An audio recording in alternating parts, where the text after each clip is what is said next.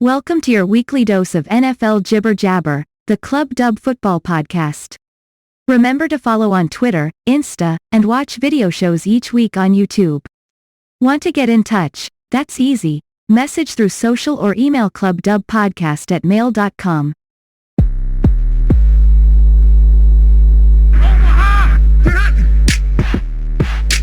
Welcome to the Club Dub Football Podcast, where the only question is, does your team make it into the club? Can he get in? No, he cannot! Hi again, gents. Hey, Rob. How time quickly flies when we're apart. Only a couple of days ago we were talking about the week just gone. Now we're back together to talk about the slate of games ahead, and welcome to the Pick'em version of the Club Dub Football Podcast. So for those of you who aren't regular listeners and are maybe tuning in for the first time, here's the format. It's nice and easy. You've got us guys. We pick out our game of the week. We tell you what we think makes it exciting and where the game could be won and lost.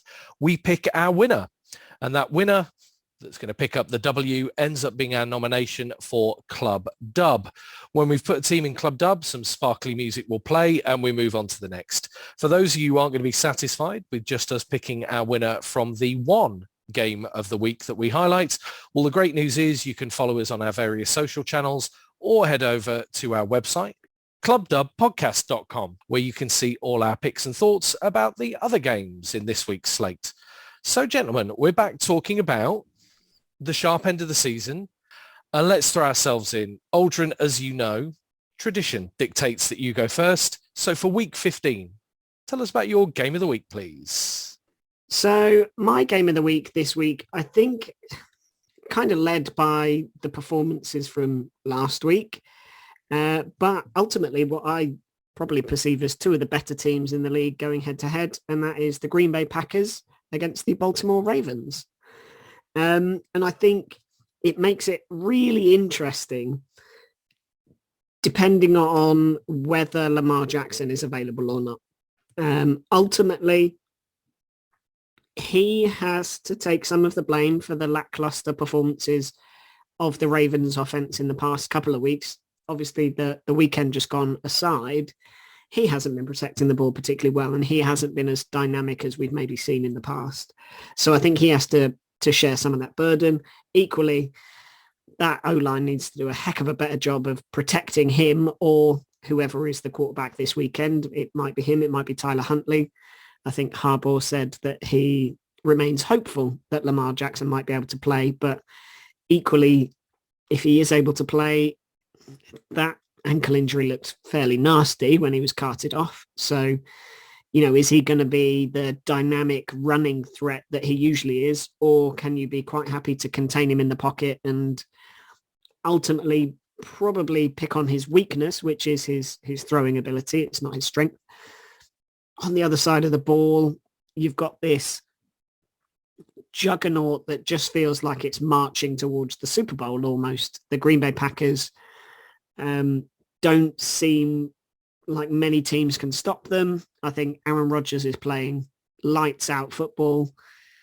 They've got a great set of running backs that I really like, and I think maybe don't get enough credit for that offense, how much they bring to it. So Dillon and Jones are just, I feel like a really great tandem. Dillon is such a bulldozer, and Jones has kind of got a bit of everything about him.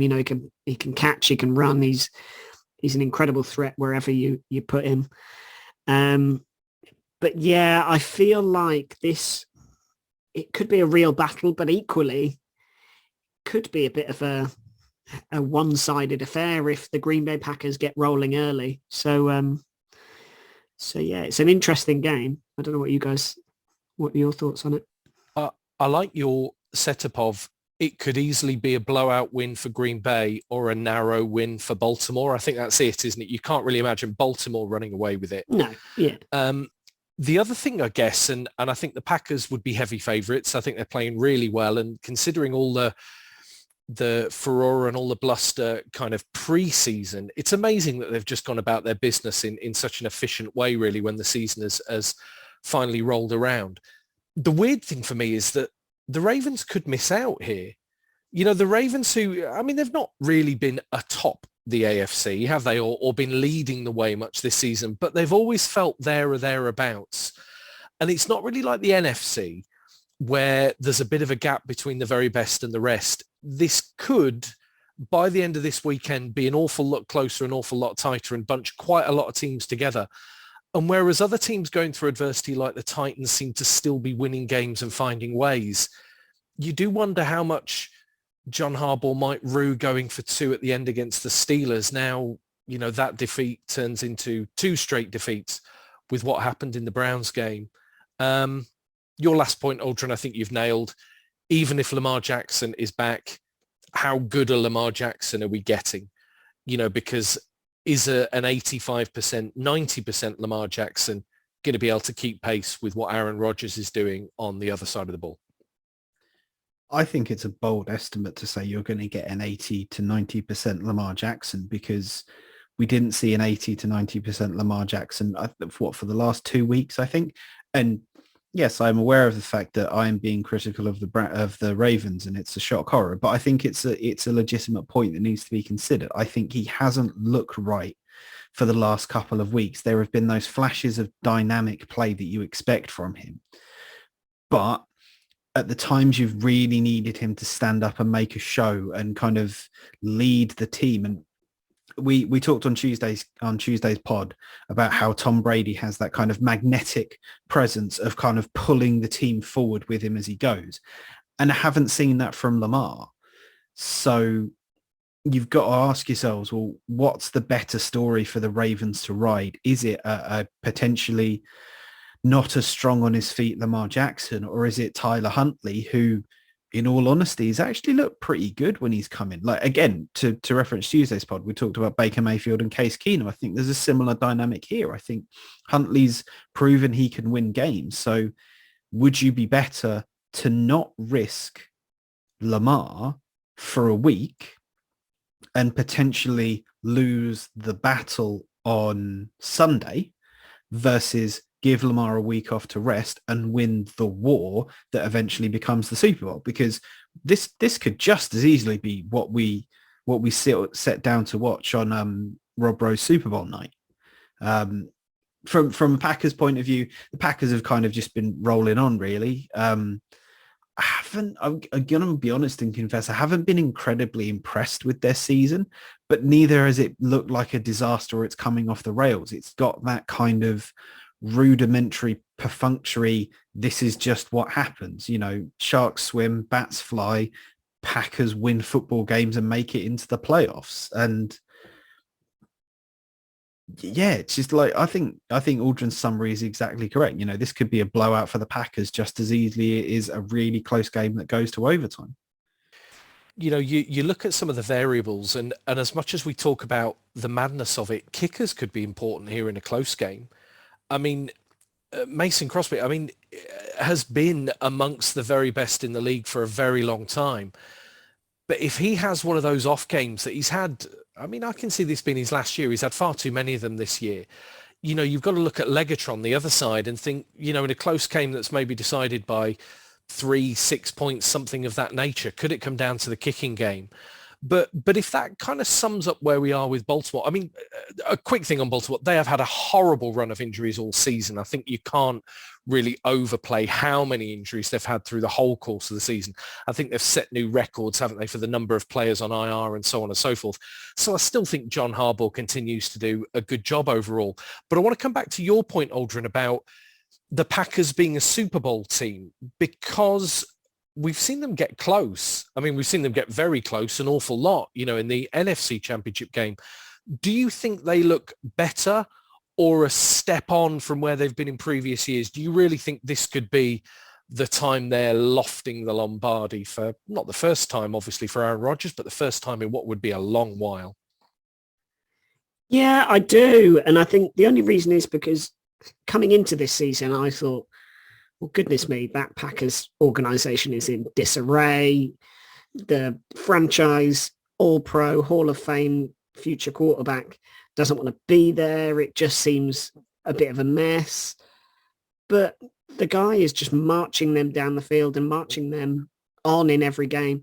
Equally, I think that defense has been better than advertised. Yeah. You know, I think they've made it so that they're competitive more so than they were last year, where I felt like if you had a half decent running back, you could run all over them, whereas that doesn't seem to be the case this year. So I just feel that defense being that little bit more frisky, Aaron Rodgers playing at a real top tier elite level. I mean, I think he's probably the best quarterback in the league at the moment on his performances.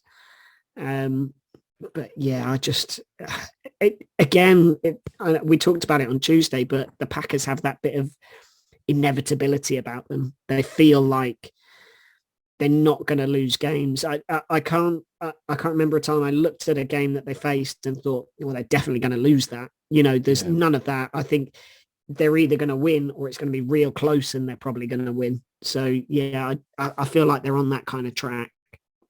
I mean, it is remarkable. Like you said, all the problems before the season, the Aaron Rodgers COVID vaccine kind of situation that had the potential to kind of spiral out of control.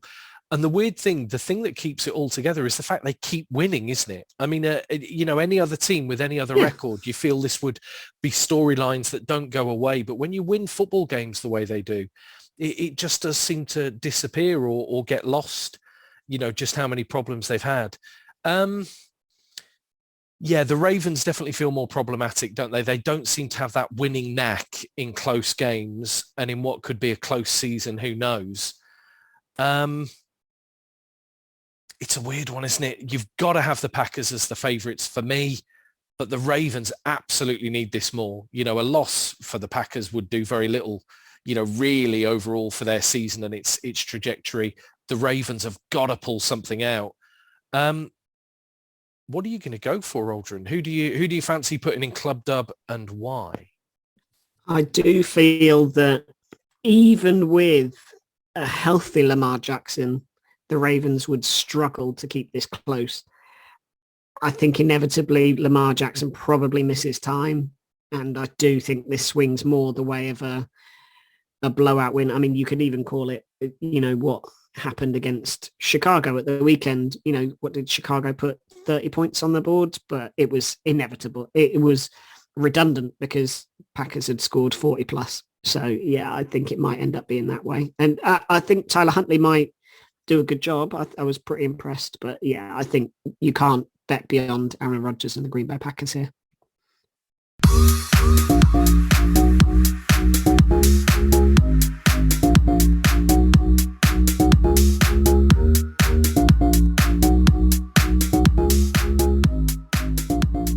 The Packers end up in Club Dub, and Aldrin, if you're to be believed, we might be picking between them and whatever the AFC have got to offer when it comes to the Super Bowl. I still think there's a few NFC teams ahead of them. You know what? A big performance on Sunday could absolutely change that. So we're rocking and rolling. We're one game down and the Green Bay Packers find themselves in Club Dub. JB, looking at an interesting, I mean, they're always interesting slates of games at this time, right? There are so many teams that need a win, so many teams that want to get in the playoffs. What do you pick out as the most exciting tie of our weekend? I have decided to go for one again, which kind of, if Aldrin's calling out his game as a game between two of the best teams in the league, I think mine is potentially one of the two teams with some of the most promise. Can I start that again? You had a few goes at it already, it felt like, but yeah, why not? Well, if Aldrin's calling out his game as being two of the best teams in the league currently, I think my game is two of the most interesting teams in terms of where they could potentially go from here. And it features on one of my absolute favorite parts of this time of year, gentlemen, Saturday football. Yes, we get Saturday night games, which means we can stay up and watch them and then sleep in the morning. Well, I can. The other two of you have like dogs and children and things like that you need to pay attention to. So sorry about that. But we're going to talk about the Patriots and we're going to talk about Aldrin's Colts because this is a game that I'm quite excited for. It's an interesting one. This is the Patriots' first time on the field since Mack Jones threw 3 passes and completed 2 of them in what everybody is talking about an amazing Rookie of the Year performance. Versus 19 yards from those 2 completions. Come on. You know what shall we just wrap it up and give him the award now? Bitter cynicism aside, you've got to look at what the Patriots have done and kind of be surprised, but also disappointed in yourself for being surprised. The Patriots have come out with a serviceable quarterback and have done really good things in like every season that Bill Belichick has been in charge of the Patriots, where they've had a decent at worst quarterback and done really, really good things. Like this is a team, this is a coach and a setup that took Matt Castle nearly to the playoffs when Tom Brady missed that season.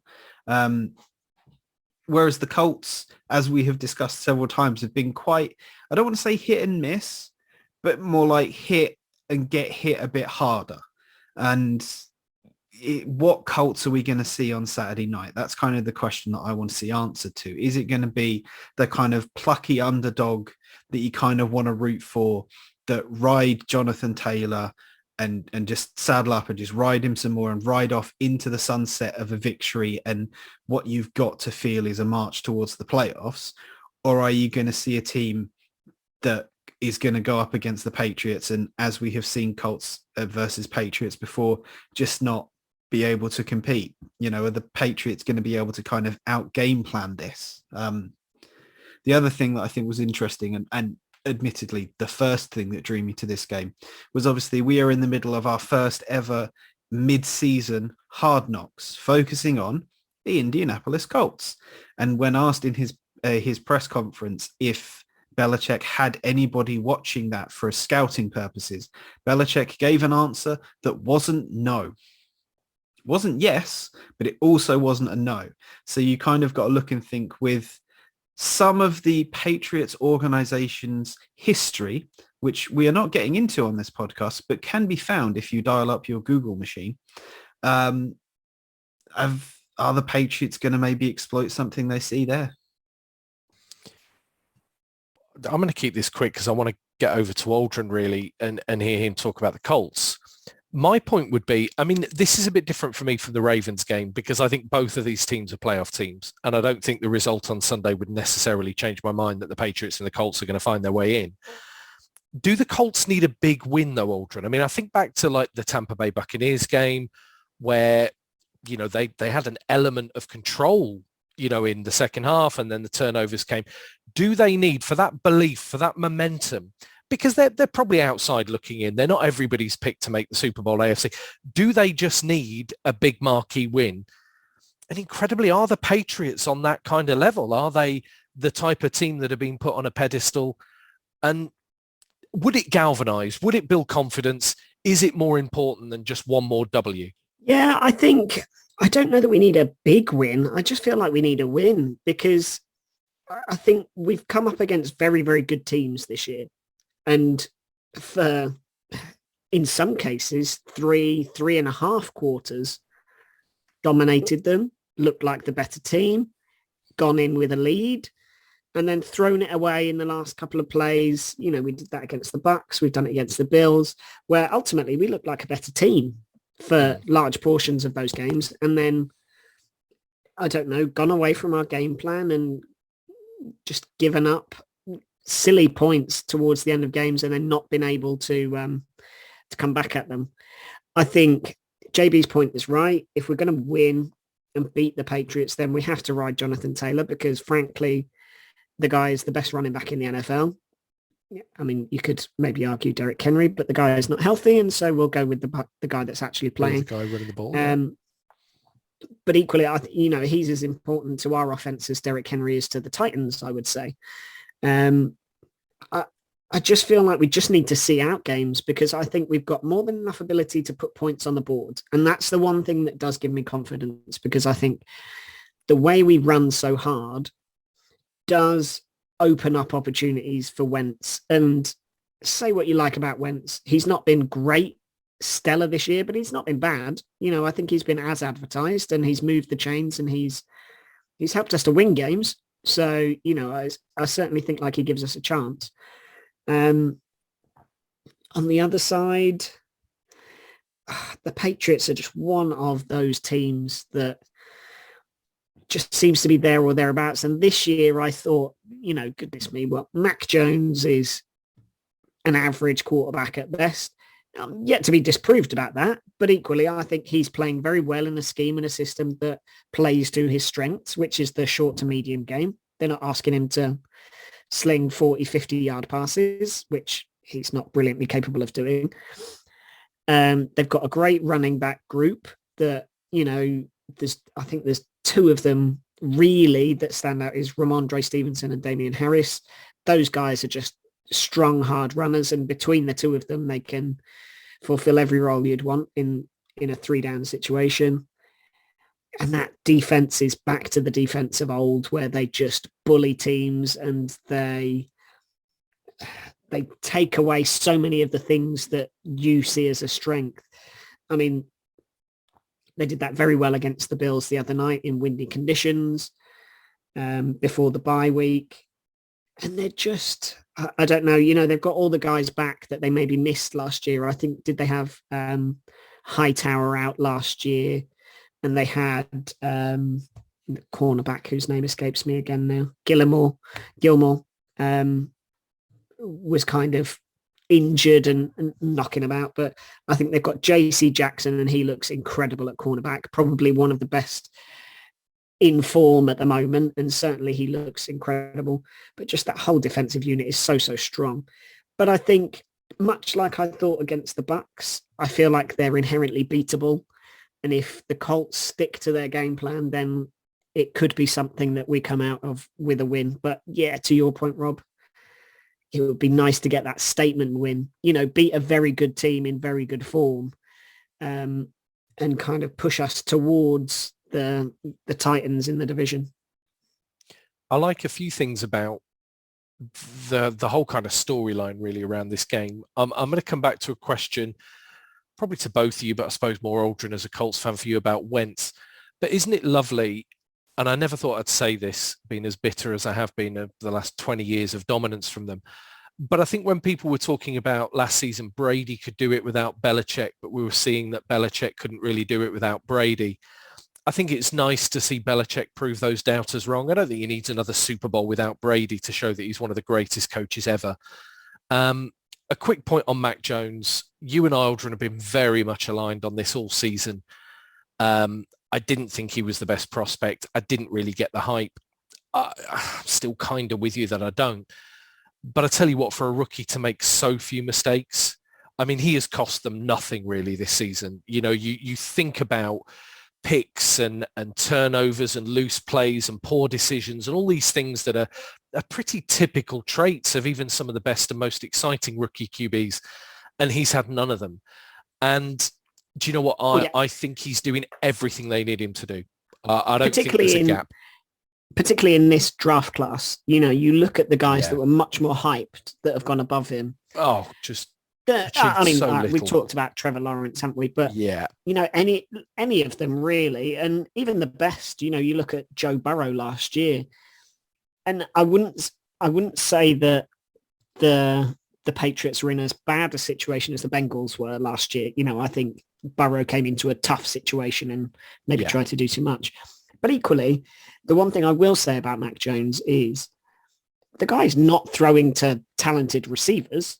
Let's not get it wrong. Doing the guy's everything. throwing to, he's been asked. The kind of caliber that Tom Brady was throwing to, middling guys that have drifted or very raw rookies.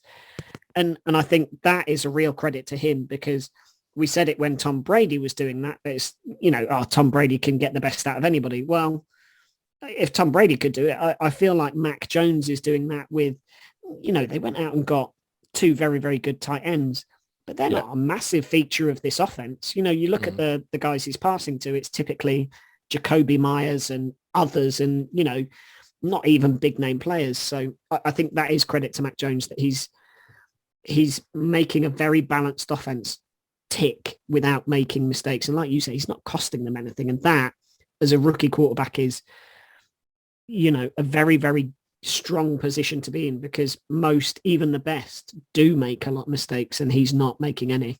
Yeah. And I am going to ask my Wentz question, but I'll come to you, JB, first. Obviously, at the time that the Colts went for Wentz, it was post Phillip Rivers. You know, they'd had that one final year, the ride into the sunset for Phil Rivers. And you felt like they needed somebody. They went out and got Carson Wentz, and there were all the great synergies there. You know, his relationship with the head coach, you know, his familiarity with the system, all those things. But ultimately, we were talking last year going, if it doesn't work out, they haven't given up a huge amount. But Aldrin, if it does work out, the Colts are going to have to give up quite a bit. You know, the compensation for the Eagles increases with Wentz having played games and played to this level. But JB, you first. Do you think Carson Wentz is the long-term answer in Indianapolis from what you've seen this year? Yes. Do you want to expand on that for those listeners who might be interested to know why? Because he hasn't presented any evidence to suggest otherwise. I think we've talked this season about a great number of quarterbacks. Like we've talked about the situation in Carolina repeatedly. Yeah. We've talked about faith in Trevor Lawrence in Jacksonville, in Zach Wilson in New York. Yeah. The various opportunities for Justin Fields, Trey Lance versus Jimmy Garoppolo. This is Big Ben's last year. Is Russell Wilson going to be traded? Is he going to stay at the Seahawks? You know, we've seen how pivotal Kyler Murray's been to the Cardinals, the changes in Los Angeles and Detroit as a result of the Goff Stafford trade. There have been innumerable conversations around quarterbacks, and opinions on a certain ongoing global pandemic aside, Carson Wentz hasn't really done anything stupid, is kind of how I was going to say it. He's not made horrible game-breaking mistakes more than once. He's not been the main contributing factor for why the Colts have lost. Yes, he's had bad games, but those have been bad games that have kind of been reflected in a Colts team that had a bad game on the whole. Kind of they have a habit of getting away from that run first, Jonathan Taylor, Naeem Hines, never know how to pronounce his first name. Naeem Hines, there we go. Wouldn't be a podcast if JB didn't pronounce someone's name incorrectly. You get away from that run first offense that they like to go for, and that's when they start to have problems. And we've seen that's where Carson Wentz has success. So they seem sort of tailor-made to do well together, especially when you compare it to other organizations that have a similar setup. I'm thinking of Russell Wilson in Seattle. I'm thinking of Kirk Cousins in Minneapolis. Like, and it comes down to what I think I've talked about before on the podcast of the Arsene Wenger question.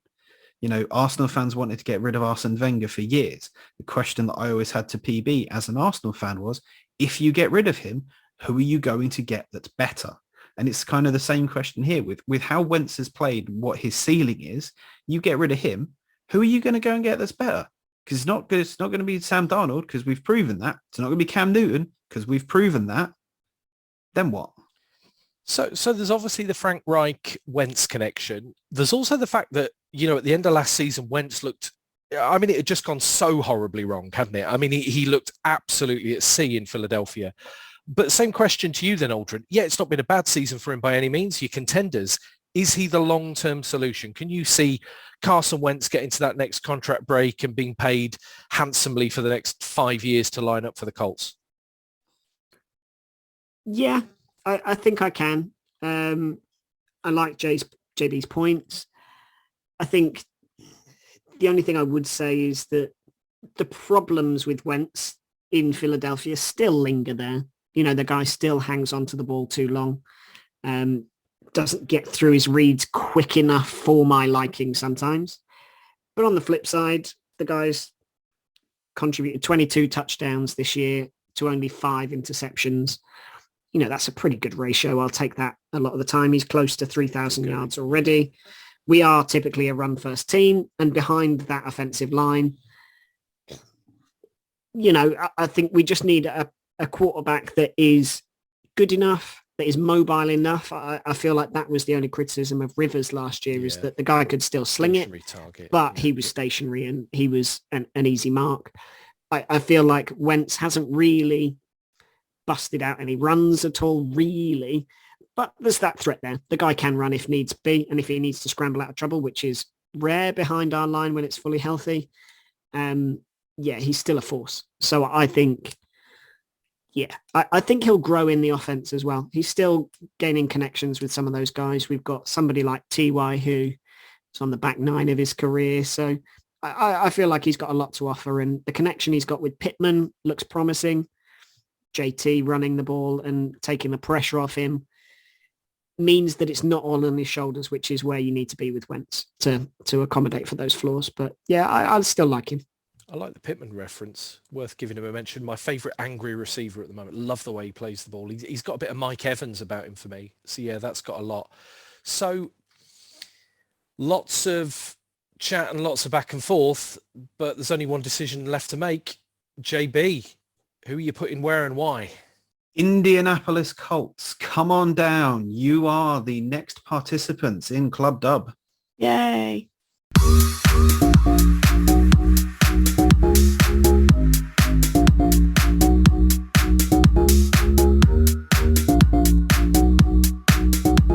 Play the theme tune. I mean, it's a crowd pleaser, JB. I don't know. Patriots. We call it pandering. Maybe we do. Yeah, Thanks, we JB. call it pandering. I think the Patriots I'll put a little bit have of got extra a lot gusto going into for your them. Christmas present. Nice. God, yeah. That time of year. So the Colts are our second team in Club Dub, which means I get to pick our third game, and my game of the week is going to be the Bengals and Broncos, two teams who find themselves with similar records, similar positions, similar opportunities, similar horizons, but kind of very different storylines to get here. You've got a coach who comes off the back of a poor season last season with a young team in Cincinnati, her coach who comes off the back of a poor season in Denver when there are still some players from that Super Bowl winning team a few years before. But yet they both seem to have steered their team to kind of unexpected levels of success. So for me, who's going to have a fairy tale here? Who is going to find themselves in a tough division playing playoff football out of the Bengals and the Broncos? So for this game, let's break it down. We talked just a moment ago about Mack Jones as a rookie quarterback not making mistakes. If I start with the Bengals, I think for the Bengals more than the Broncos, the way they perform begins more with the quarterback. I think Joe Burrow, as much as he is a second-year player, obviously came back from that devastating injury, had a little bit of a difficult season last season before finding his feet, probably from week 3 or 4 this year onwards. And I think the weird thing is, I mentioned this a few weeks ago, this is a team who are still learning how to play in different situations. This is a team who earlier in the season looked shell-shocked when they went down 2 scores or didn't quite know how to react or recover if they were turning over the ball. But they seem to be learning and they seem to be figuring things out. And if they're not necessarily improving in all areas, they're not quite that consistent finished article. They are a team that when they have flashed and when they have shown good things have looked really good. I mean, I know it's painful to relive, JB, but that marquee victory for the Bengals comes against the Steelers, right? I mean, it was an absolute lesson. It was, to see what they did that day to a Steelers team missing key pieces and the Steelers team who couldn't really stem the flow when the game got going. It's still a remarkable performance for not only Burrow, but the other young pieces they've got around him.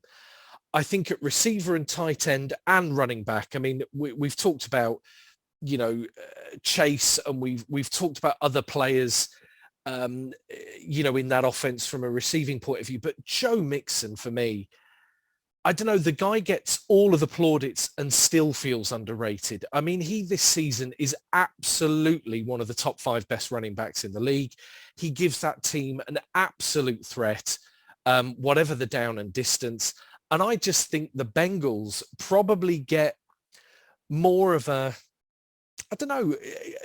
encourage people to feel a little more excited than you might feel about, the comparison we'd make to the Broncos, because they just have that big play, high spark, high octane ability. that not only the Broncos don't have, a good many teams don't have. You know, when the Bengals put on a show, they put on a show. There's still that element for me of, you know, their consistency is inexperience as much as anything. So maybe I'm forgiving them too much, but that's where I see the Bengals. The Broncos, my God, that is a solid team. I talked about a really good marquee win for the Bengals against the Steelers. Well, earlier this season, the Broncos made the Cowboys look really ordinary, you know, in a way that not many teams have done. Elsewhere, they've got this really good knack of taking care of business against lesser opposition. And I think when we've seen an inconsistent season, when a couple of big teams have had their banana skin moments, the Broncos, I think, have kind of steadied their ship as it's gone along and now feel like they have that knack, a little bit like the Titans, where if they are the better team on paper, they're game planned in such a way that it tends to play out in their favor. Their quarterback's not a superstar. Although they've just played a couple of wide receivers good money, I don't think they really have superstars in that area either. Yet they come off another weekend where they just put up 30 points against lesser opposition, and the world still has the Broncos kind of somewhat flying under the radar. This, for me, is a bit more like that Ravens comparison we had earlier in our pod, where one team here could get in and another team could miss out. That is what makes it one of the ties to keep your eye on this weekend. I agree with everything. I think Burrow is playing brilliant this year. Do you know what I really like about Burrow is that kind of swagger. You know, the way he leads the team and he just doesn't quit. You know, he came out of the game the other week with, what was it, dislocated pinky finger and still wanted to get back in the game, lead his team. Yeah, I love that. And I think between him and Joe Mixon, they really make that offense exciting. I think Jamar Chase has gone a little bit off the boil recently. Albeit did he get a touchdown or two at the weekend, but in between he has been a little bit quiet, but I think you get that with rookie receivers. I'm certainly not judging him. I think he's probably the best receiver in the class so far from what I've seen. On the other side of the ball, and we talked about it on the Tuesday night pod, but you know, Teddy Bridgewater is just leading that team very nicely. You know, he's the bona fide starting quarterback there. There's no threat of Drew Lock, you know, usurping him. There's none of those questions. It's Teddy Bridgewater if he's fit. But I just love the backfield duo of Javonte Williams and Melvin Gordon. I think those guys are just probably two of the best in the league at the moment as a tandem. I kind of felt going into the season that Javonte Williams was absolutely that guy. I mean, he came out of, was it North Carolina? I think, remember? They had two very good running backs with Carter at the Jets as well. So they had a great backfield duo. But I felt like Javonte Williams would at some point take over the starting duties and Melvin Gordon would take a back seat. And all that's happened is they've just both taken a front seat, really. You know, they've got Melvin Gordon bashing the door down and you've got Javonte Williams running through it afterwards. It's incredible to watch. And I think they've got a real solid way of playing. You know, they've not got brilliant playmakers on the perimeter. I think what they're missing, Cortland Sutton, hasn't he had another injury? Or who's the other guy that they had? His name escapes me. Wide receiver, I'm thinking like Fant at tight end is a threat, isn't he? I believe the name you are looking for is Jerry Jeudy. Jerry Jeudy, that's the guy. Thanks, JB. Just can we just make sure that all of our listeners on their scoreboards have JB got a name right on there as well, please? Thank you very good much. Work. But you know, like I think isn't their top receiver at the minute like Tim Patrick or somebody like that? You know, they're not built around their wide receiver room, but that running back room is serious. I think it could be real close because both teams have got their ups and downs. You know, I think, it could go either way.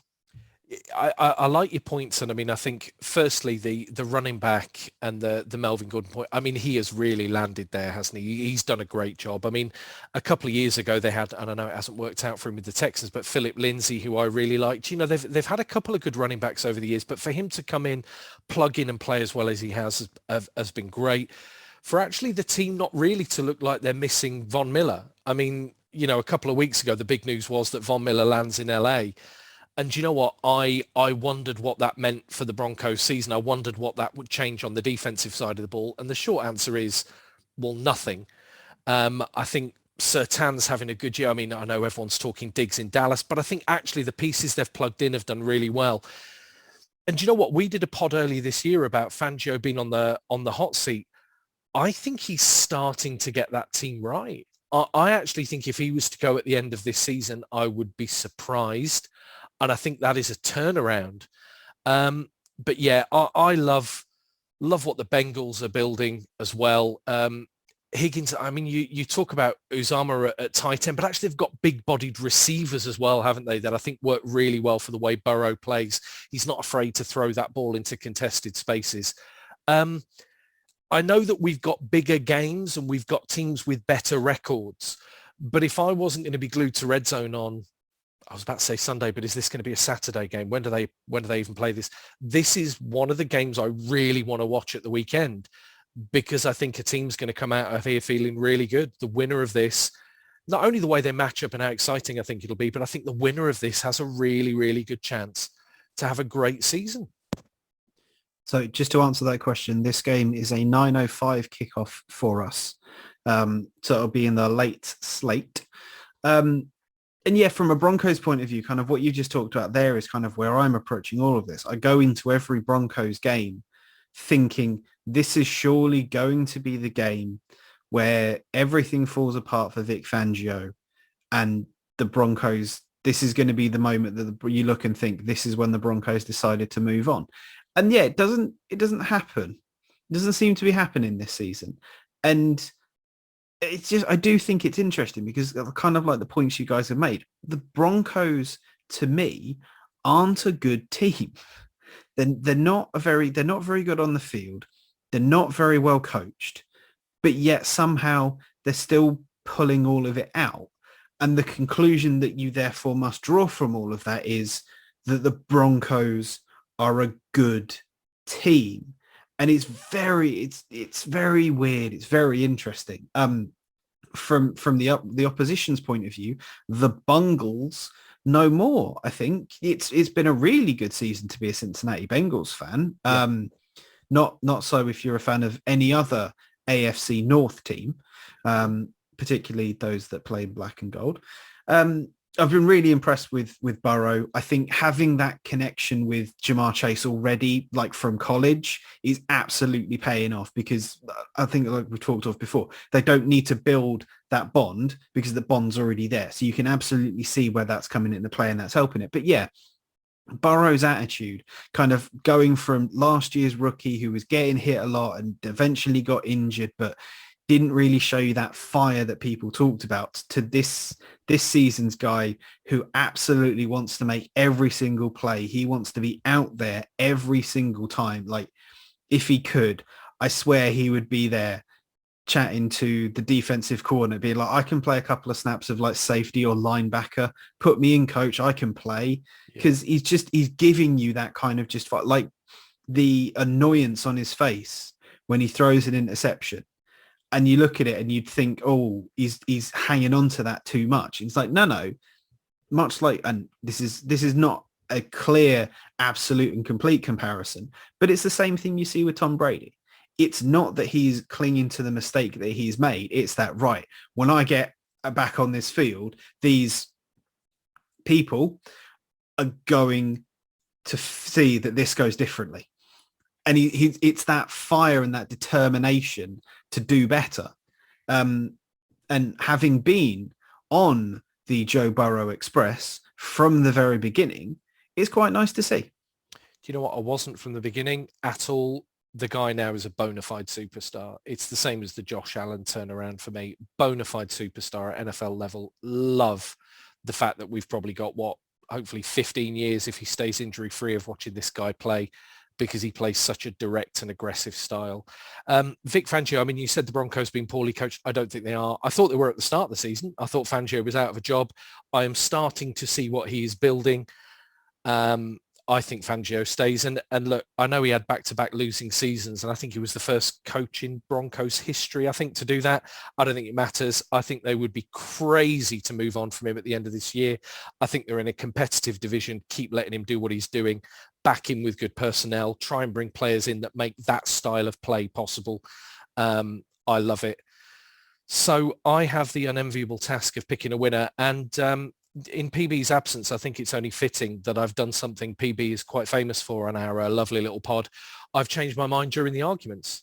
So I went into this absolutely certain that I was putting the Cincinnati Bengals into Club Dub. No, that is not going to be happening. Fangio, don't let me down now. Love what you're doing. Let's do more of the same.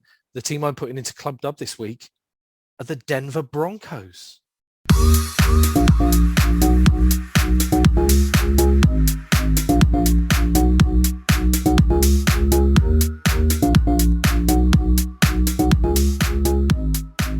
Can I shock you? I quite like the Broncos. What is he doing? What is he doing? What do you mean? What am I doing? That's a terrible mistake. I made such a compelling argument about the best running back tandem in the game. Do you know what? I just think they're really well set up, and they're not as hot and cold as the best. I mean, I think it's any of them. I mean, it's a really close game. But yeah, I'm going to go Broncos. I wouldn't mind placing a bread-based wager on it, JB, if you feel I've made such a big mistake. But yeah, the Broncos. That is exactly what I was about to say. Let's realised Yep. Okay. Christmas time. Bread-based wager, Broncos to beat the Bengals. Yeah, cannot wait. So I think we've done a sterling job. I know we were a man down, but hopefully PB will be back this week. For those of you in Listenerland who are worried about where PB might be, he's just a bit busy. But yeah, we'll have him back for next week, and you'll have 4 games for us to talk about and 4 winners that end up in Club Dub. But gentlemen, I think it's another stellar effort. For those of you who are wanting more of the same, we'll make sure you listen to our Tuesday show. Plenty of things going on, recapping the last week of games, as well as our thoughts on what might happen for the rest of the season with a couple of teams with key challenges ahead. But gentlemen, I thought it was a stellar effort. Thank you so much for your time. And shall we get together again in 7 days to do more of the same? Let's do it. Thanks, Rob. Let's do it. Thanks all. Remember, in Listland, you can follow us on social, find us in all usual places. But until then, it's TTFN. Thanks a lot.